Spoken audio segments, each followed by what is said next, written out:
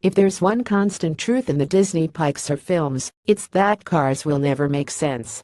Every Cars movie that comes out only adds to the confusion, and the latest tidbits that'll stick a potato in your tailpipe have to do with why there are no motorcycles in Cars world, but there are fairy tales. All Images Disney. While chatting with Cinema Blend, Cars creative director Jay Ward was asked about why there are no motorcycles in the Cars universe. This is a legitimate question. After all, if there are planes, tractors, and freakish Volkswagen bugs with actual wings, why not motorcycles? Turns out, there actually was a plan to have Vespas in the second Cars movie, but there was nowhere to put their eyeballs. The problem is the eyes in the mouth. A motorcycle has one eye. It has a headlight, not headlights. So that's difficult. Where do you put the eyes when they don't have a windshield, and then the mouth is somewhere south of the headlight? It really is difficult to bring a motorcycle to life as a character. With the shape of a car, it's like the head of a horse, or the head of a dog.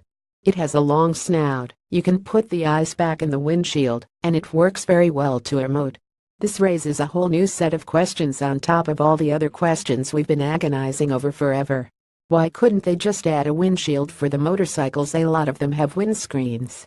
If their eyes could have been on their headlights instead, does this still explain why the brains are supposedly inside the cars, hence why the doors aren't supposed to open, because then the brains would fall out? And furthermore, why do the cars look like dogs if they're supposed to be the AI embodiments of their dead human owners? Yes, those are all questions we have as a result of actual quotes about the world of Cars.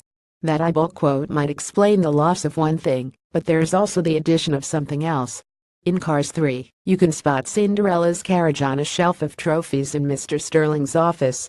Ward told Cinema Blend this was something the set department did without his knowledge, but that it's one of his favorite hidden extras in the flick. Normally, that would just be an Easter egg, but as we all know, there is no such thing as normal in Cars. Now, we have to imagine what the Disney universe is like in this freaky world. Is Cinderella just about a pumpkin carriage that lost a glass hubcap? What about Merida from Brave? Is she a spirited Scorpio that her parents tried to marry to a trebuchet? Does Tiana turn into a lime green AMC gremlin in The Princess and the Lemon, while Dr. Facelier sends a bunch of Ferngulesque smog demons to apprehend her boyfriend? Oh man, I could easily make a whole franchise of Disney movies set in the Cars universe. Sometimes, in the face of insanity, you have to make your own truth.